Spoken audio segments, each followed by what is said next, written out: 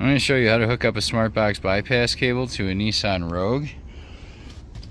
First thing we're going to want to do is take this panel off. Just grabbing the bottom corner there, it just pulls right off. Then we have right here, we have a T20 torque screw. I want to take that guy out real quick.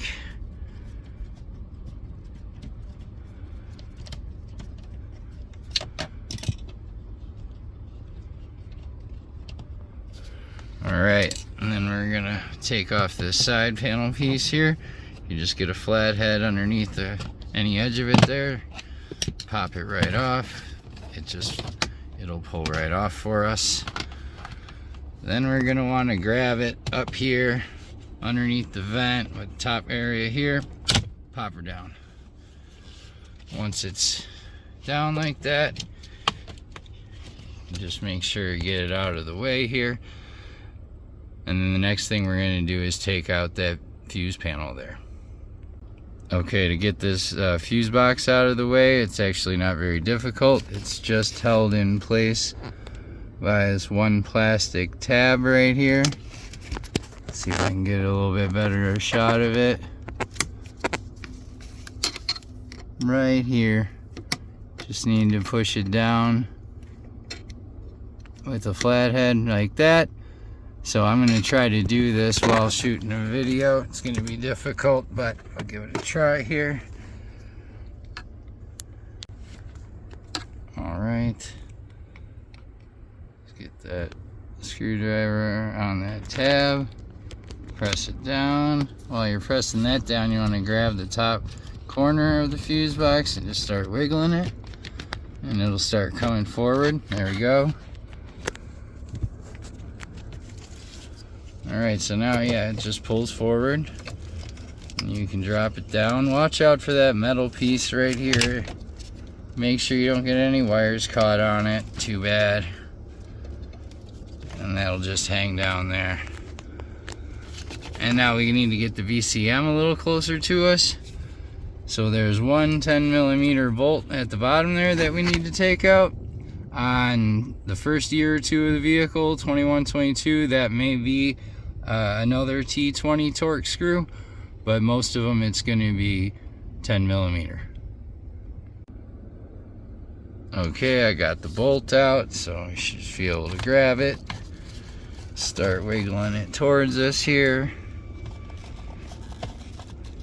Watch, just kind of wiggle the wires. If you see any wires that are kind of snagged, free them up a little bit, because we're just going to need to get this a little closer to us.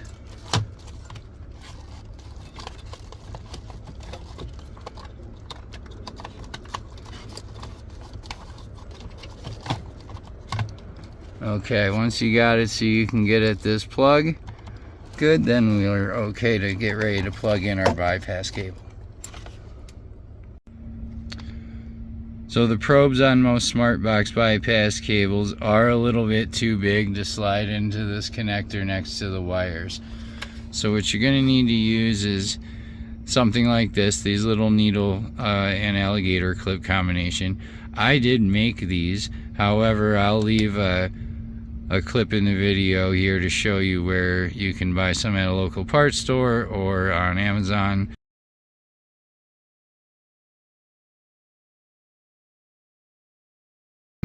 But these are actually really handy for a lot of vehicles, not just these. What they're also super good for is if you got a broken bypass cable or you just need to break the tips, you can just strip down the wire and clip the alligator clip right onto the end of your broken bypass cable. But we'll go ahead and get these plugged in. So the wires we're looking for are going to be on the back row from this angle here. That white with the blue stripe, that's the can high, and right here next to it, pink with a white stripe, that's the can low. So we'll take our can high needle here, just get it in the corner of that little square by the wire there, push it down. Same thing with the next clip on the pink and white wire, which is behind this white and purple one here. Get it down in there, push it down a little. All right, now those are set and we're ready to hook up our bypass cable to it. All right, you see I got my bypass cable probes just clipped into the end of the alligator clips there. And then we'll plug this into the OBD port. You could have done this at the very beginning, honestly, because now it's kind of hanging here. You can see the back of it there. But I'll go ahead and plug that in. And then we will plug our SmartBox into the other end of the bypass cable here. And then we'll be ready to start programming. Alright, this is a Nissan Pathfinder. I'm going to show you how to hook up the SmartBox bypass cable to the BCM. It's going to be right behind here. So you're just going to want to get a flathead underneath the edge here of the bottom side of this side panel. Just get it out and you can pop that open. It is kind of a pain to free it from up here, so honestly don't even try. Once you got these tabs free, you can kind of grab from the bottom, start yanking this piece off. I just grabbed down here, gave it a tug. Now I can get up here in that corner, just kind of just drop it down out of your way.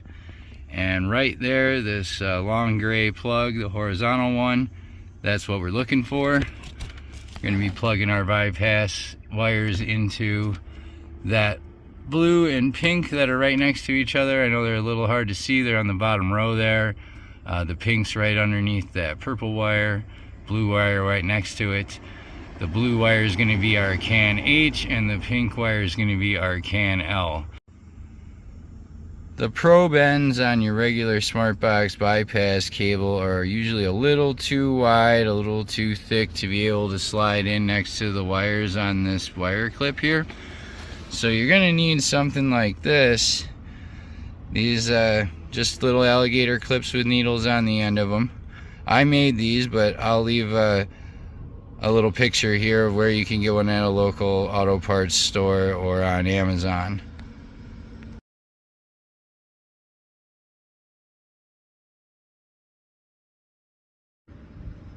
But these are also good for a lot of different cars, not just these Nissans. They work really good on a lot of Chrysler, Jeep, Dodge, where it's a little hard to slide the pins into. They also work great where if you had a broken bypass cable, one of the tips broke or whatever happened to it, if you just strip it down to the wire, then you can clip the alligator clips onto the end of your broken cable and then use it like normal again. But I'll go ahead and show you how to get those plugged in. So like I said, CAN high is going to be this, I know, sorry I'm not showing it, there we go. This CAN high is going to be this blue one. You just want to stick the needle in right next to the wire, push it in a little bit there. And then same thing with your other probe, you want to go into the pink wire that's right next to it, right underneath this purple one. So let's see if I can get that needle in there. Alright, now that I got that one in there as well, maybe a little farther. Alright, yep, no, they're both in there. Alright, so then after that we just need to clip on the probes onto those alligator clips. I'll do that real quick. Alright, now that I got those connected there, and go ahead and plug in the end of our bypass cable to the OBD port.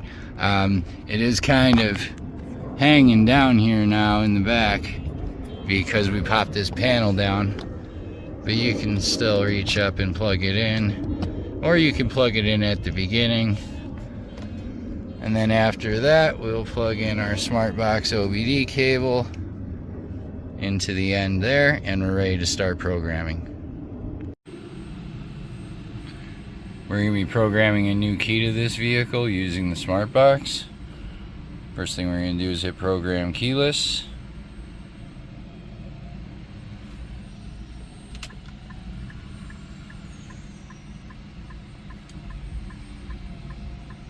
I already have my bypass cable connected to the VCM over here.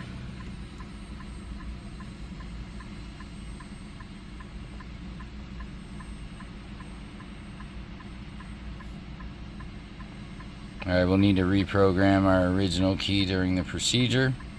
If you need to program 3 new keys, you'll need to do the procedure twice.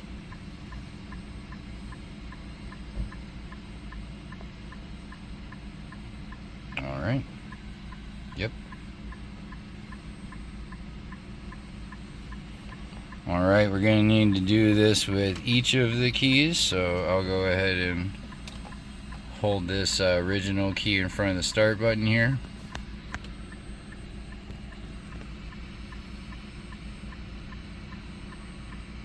Alright, it identified it as an existing, currently programmed key. And now we're going to want to do our new key. Put our new key, same spot, right over the face of the start button here.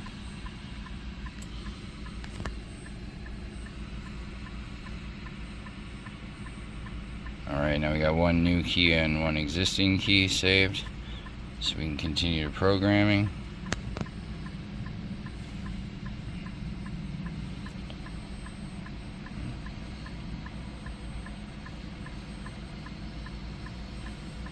Alright, now we're going to do it again.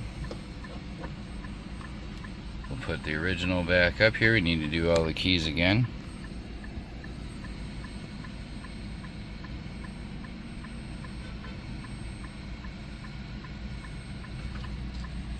Alright, now we'll do our next key. Put the new one up over the button.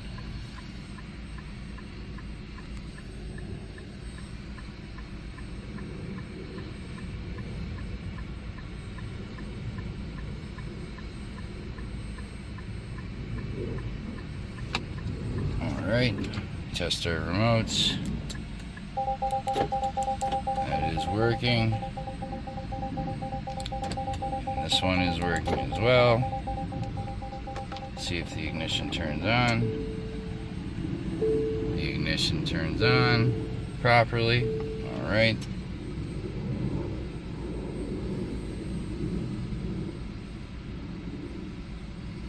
And we're all done. Got our old key working and our new key working as well.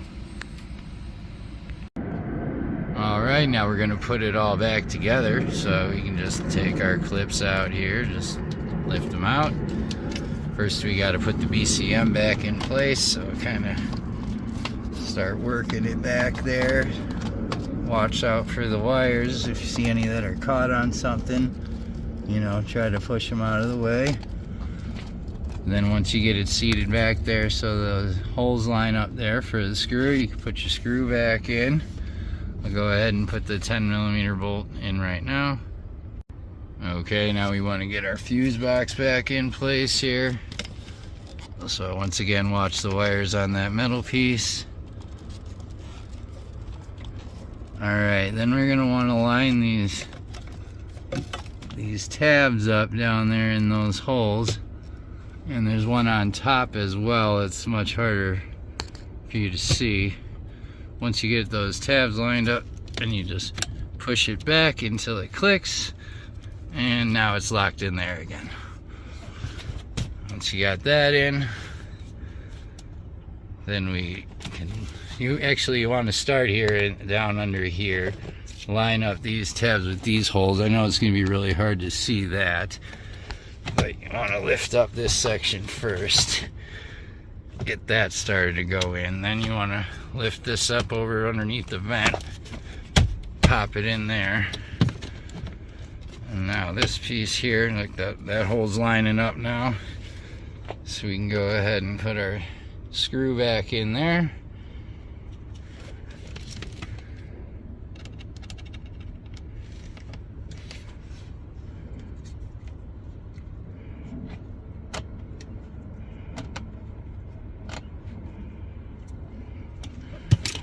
Alright, then we can take this cover, put it back over, snap it in from the bottom, and then the side piece here, start with it in the back corner like that, and then line up the holes and pop it back together, and we're all done.